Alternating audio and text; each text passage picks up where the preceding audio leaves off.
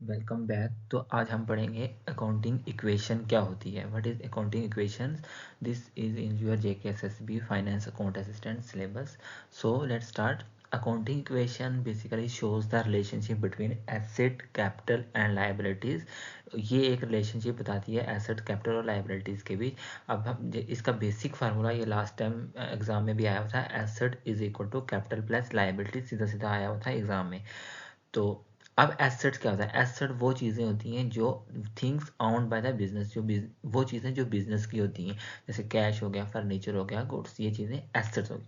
अब capital, capital वो amount होती है जो इन्वेस्टर जो ओनर इन्वेस्ट करता है बिजनेस में, उस पैसे को हम बोलेंगे कैपिटल। इतना कैपिटल है। अब आ गया लाइव। अब कुछ बोलते हैं कि एसेट और कैपिटल में फ़र्क क्या है। कैपिटल वो पैसा है, लेकिन एसेट है कुछ उसमें कि उसके कितने गुड्स हैं, उसकी कितनी लाइबिलिटीज़ हैं। अब एसेट में लाइबिलिटीज़ भी आ जाती हैं, कैपिटल भी आ जाती है, पैसा भी प्लस उसकी लाइबिलिटीज़, उसके कितने उधार हैं वो भी आ जाता है उसमें। Liabilities are amount payable by the business to outsiders.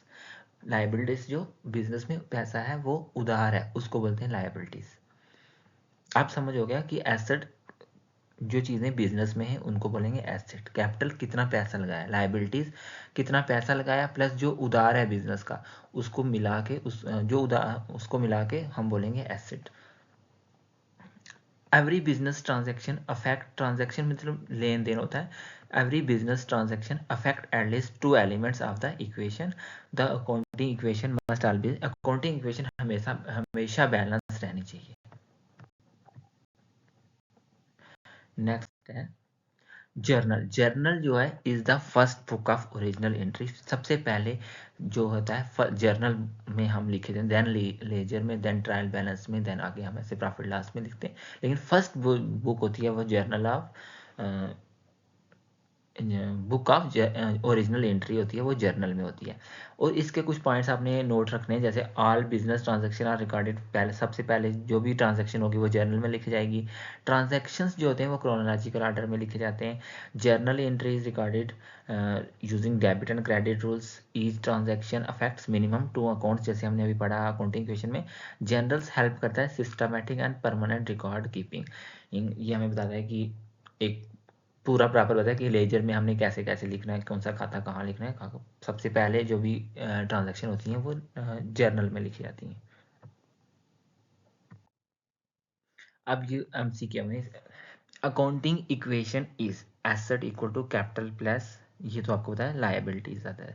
अब इसमें एग्जाम में ना वो ऐसे भी कर सकता है कि asset minus capital is equal to, ऐसे भी asset capital plus liability is equal to, तो वो आपको कर लेना है। उसके बाद है कैपिटल रिप्रेजेंट्स। कैपिटल क्या रिप्रेजेंट करता है? एसेट रिप्रेजेंट करता है, लायबिलिटीज करता है, ऑनर्स इन्वेस्टमेंट, एक्सपेंस। तो अभी हमने बताया कि जो कैपिटल होती है वो होता है कि कितना पैसा ओनर लगा रहा है, तो ये है कि ओनर्स इन्वेस्टमेंट।